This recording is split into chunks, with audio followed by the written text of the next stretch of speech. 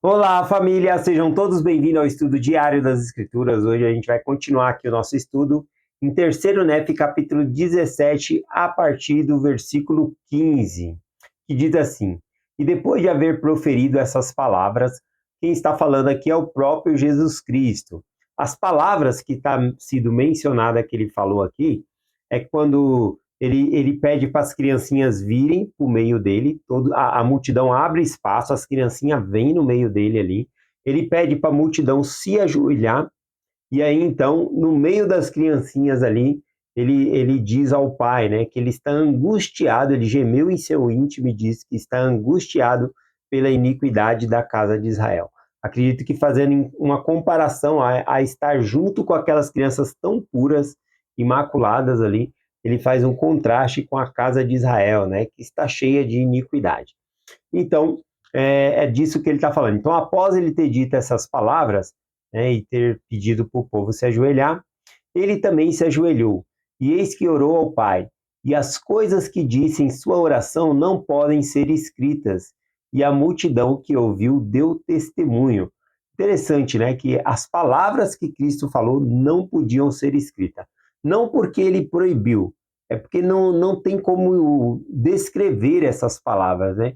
Nós também temos muita dificuldade, às vezes, de prestar o nosso testemunho, porque é algo espiritual. E colocar em palavras ou escrever o testemunho, às vezes, é um pouco difícil. A gente sente uma deficiência, né, ao explicar o nosso testemunho. Mas olha isso aqui, ó, no versículo 16 em diante, o povo deu testemunho e eles dizem a mesma coisa, que são palavras, né, que é impossíveis de escrever ou tentar repeti-las aqui. Então, na oração de Jesus Cristo ao Pai, o povo deu testemunho aqui, né? O versículo 16 diz assim: E desta forma testemunharam, e os olhos jamais viram, e os ouvidos jamais ouviram, até agora, coisas tão grandes e maravilhosas como as vimos e ouvimos Jesus dizer ao Pai. Aqui, quando diz que eles viram e ouviram, né?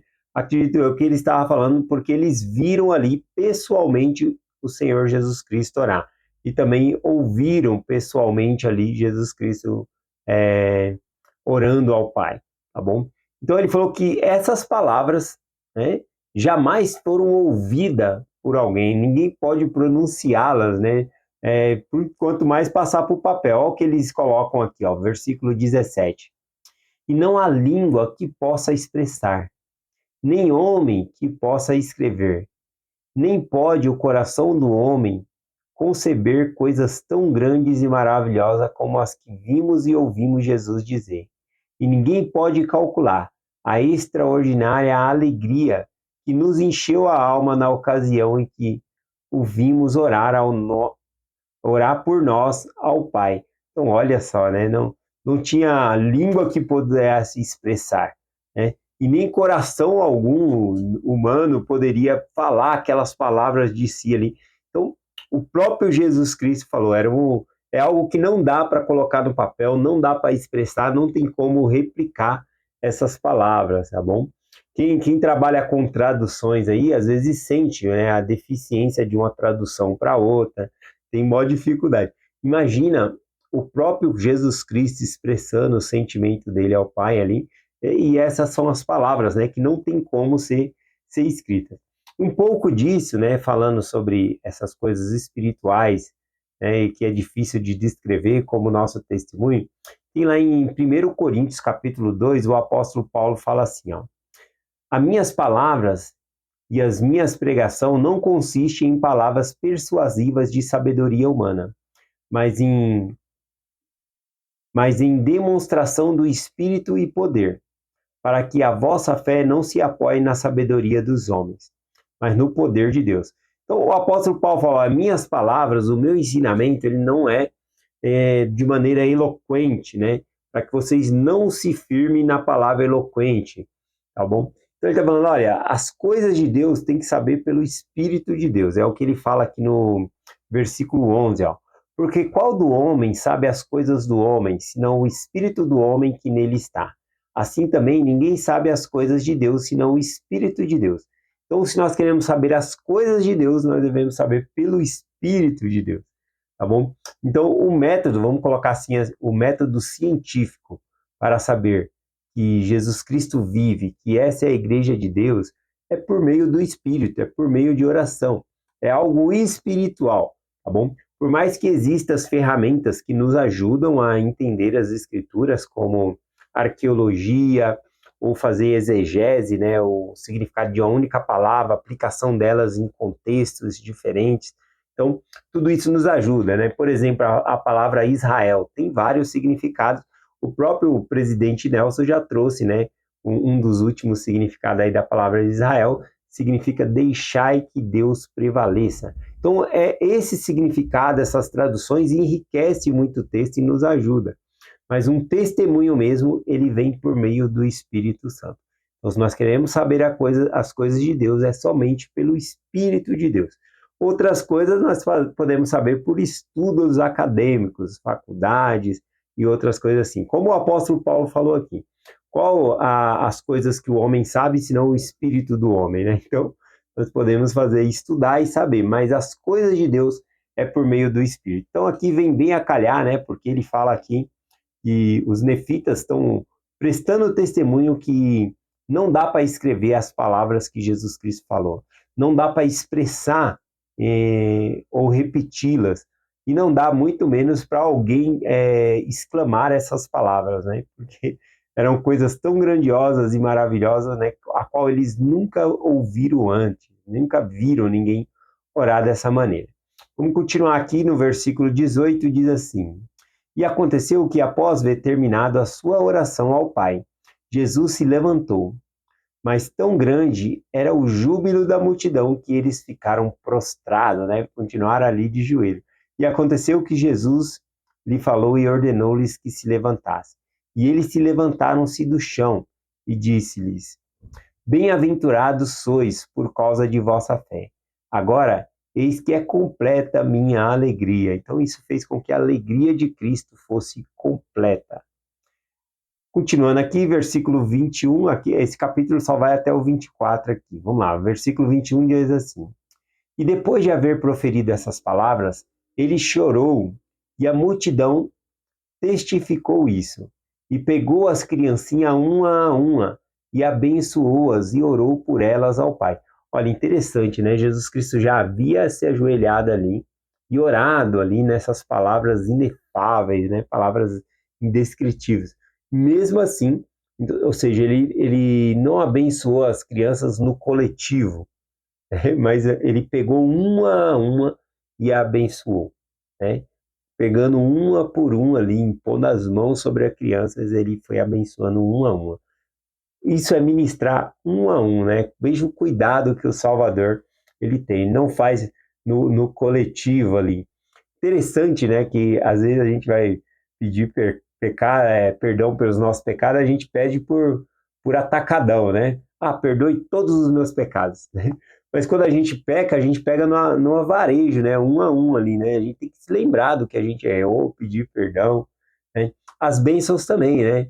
Ah, nos abençoe em todas as coisas. Não, temos que lembrar as coisas que nós precisamos pedir ao Senhor, tá bom? Então aqui Jesus Cristo ele pegou uma por uma das criancinhas e as abençoou. E depois de haver feito isso, chorou de novo. O sentido de chorar aqui, né, é a expressão máxima aqui do sentimento, né? Os olhos ele expressa o sentimento aqui do coração e dessa forma aqui por meio de lágrimas. Dirigiu-se à multidão e disse: olhai para vossas criancinhas. Eu acho linda essa frase aqui. Olhai para vossas criancinhas. E ao olharem, lançaram-se o seu olhar ao céu, e viram os céus abertos e anjos descendo dos céus, como se estivessem no meio de fogo. E eles desceram e cercaram aqueles pequeninos. E eles foram rodeados por fogo, e anjos ministraram entre eles. E a multidão viu e ouviu e deu testemunho, a saber do seu testemunho é verdadeiro, porque todos viram e ouviram, cada homem por si mesmo, e eram cerca de 2.500 almas, entre elas homens, mulheres e crianças. Bom, então aqui esse capítulo ele finaliza falando sobre a bênção que Jesus Cristo deu, né, a cada um dos pequeninos ali, a cada um das crianças, e também o mandamento que ele fala, olhai para vossas criancinhas, né? Olhai para vossas criancinhas. Como que nós podemos olhar para nossas criancinhas? As crianças são prioridade do Salvador Jesus Cristo. Nunca esqueço de uma escritura lá em João, capítulo 21, vou compartilhar com vocês rapidinho. Jesus Cristo apareceu lá aos apóstolos, né, que a Pedro, João, eles estavam indo pescar, né? O Senhor falou, sejam pescadores de homens. Eles pegaram e foram pescar no mar ali, né? Foram pescar peixe. E aí de manhã Jesus Cristo apareceu na beira da praia ali e, e eles não haviam pegado peixe nenhum, né? E Jesus Cristo falou, tendes algo a comer? E eles falaram, não apanhamos nada. E Jesus Cristo, até o dado momento, eles não haviam reconhecido, falou, lançai do lado direito e achareis. Quando eles lançaram a rede, já não podiam trazer de tantos peixes ali, né? Não conseguiam arrastar para dentro do barco. Tiveram que arrastar a rede até a beira da praia ali. Bom, quando esse milagre dos peixes aconteceu ali, então João, que estava junto com os outros 7 no barco, disse, é Jesus. Aí Pedro lança-se na água, vai até lá. Então eles se reúnem ali nessa ocasião ali com Jesus Cristo. Jesus Cristo preparou ali um de jejum para eles, peixe, brasa, pão, né? Sem utilizar o peixe, né, e pão que eles haviam trazido. Ou seja, se Jesus Cristo quisesse peixe, ele teria peixe, né? Não precisava eles ir pescar peixe. O que Jesus queria é que eles pescassem homens, né? E ali, naquele momento, eles estavam indo pescar peixe ali. Então, o que eu queria compartilhar fica a partir do versículo 15, João 21, versículo 15, diz assim, ó. E depois de terem jantado, disse Jesus a Simão, Pedro, Simão, filho de Jonas, ama-me mais do que estes? E ele respondeu, sim, Senhor, tu sabes que eu te amo. E disse ele, apacenta os meus cordeiros.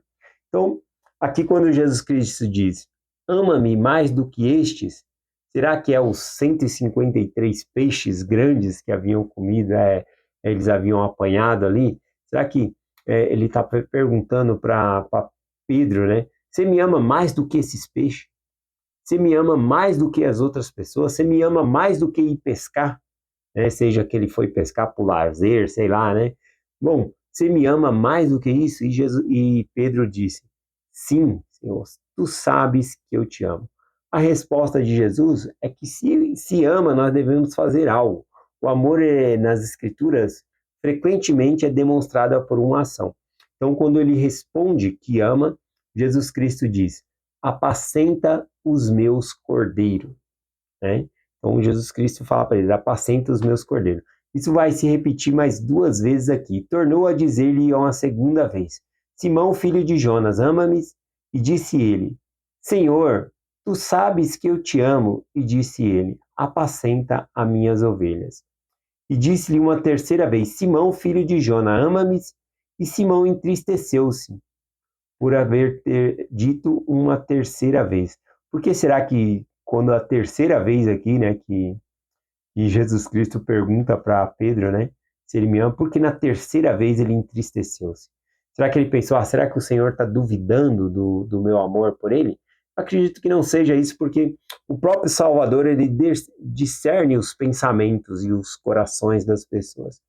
Mas o fato dele repetir pela terceira vez, talvez veio na lembrança de Pedro a negação de Pedro a Jesus Cristo, né? Que ele negou Jesus por 3 vezes. Isso também deu a oportunidade de, assim como Pedro negou Cristo 3 vezes, de também confessá-lo que o amava 3 vezes. Então foi uma oportunidade aqui que o Salvador deu a ele. Então, pela terceira vez, ele disse, Senhor, tu sabes todas as coisas, tu sabes que eu te amo. Jesus disse, apacenta as minhas ovelhas. Então, apacentar as ovelhas é o rebanho, não é o pau senta nas ovelhas, né? Não é para Pedro bater nas ovelhas. Tem, tem líderes religiosos que parece que é isso, né? Que está batendo nas ovelhas ali, ou só querendo a lã das ovelhas ali, só os recursos da ovelha, não cuida da ovelha. Então não é o pau senta nas ovelhas, é apacenta, cuida delas, junta elas. Bom, agora aqui interessante, né? Porque já que nós estamos falando das criancinhas, e esse era o ponto que eu queria compartilhar com vocês. As duas últimas vezes aqui, Jesus Cristo disse: apacenta minhas ovelhas. Mas a primeira vez ele não usa a palavra ovelha. A primeira vez aqui, que é no versículo 15, ele disse assim: apacenta os meus cordeiros. Qual que é a diferença do cordeiro para a ovelha? É que o cordeiro, ele é o filho da ovelha, tá bom? Então, o filho da ovelha, quando é pequenininho ali, ele é chamado de cordeiro. Então, o cordeiro é como se fosse a primária, tá bom? É as crianças. Então, assim como Jesus Cristo disse, olhai para vossas criancinhas, então ele está dando ênfase que a primária, as crianças são muito importantes para o Senhor. Então, do mesmo modo, quando ele pediu Pedro para cuidar da igreja, a primeira coisa que ele falou é apacenta os cordeiros, ou seja, olhar para essas criancinhas, cuidar da juventude da igreja. Eu acho que esse é o foco, né, que ele tem trazido aqui, tá bom? Vou finalizar por aqui a mensagem, tá bom? Só compartilhando que a primária, né, na igreja, ela é fantástica. Ela não é um lugar onde os pais deixam os filhos lá para ir assistir as outras reuniões e ficar sossegado. Na primária realmente se aprende o evangelho, né? As professoras, presidente da primária, as conselheiras, secretárias, estão todas empenhadas no papel de desenvolver o testemunho das crianças ali e fazer com que elas possam ter experiências, né, de reconhecer o Espírito do Senhor. E é fantástico, né? O ensinamento maior vem do lar, mas a primária não é um local como se fosse uma creche ali para os pais sair e, e fazer as outras reuniões na igreja. Não, é um lugar realmente onde aprende o evangelho. Eu já tive a oportunidade de dar algumas lições na primária e eu amei essa experiência também de estar ali com as criancinhas, tá bom? Então é essa mensagem que eu compartilho com vocês hoje, em nome de Jesus Cristo. Amém. Até amanhã.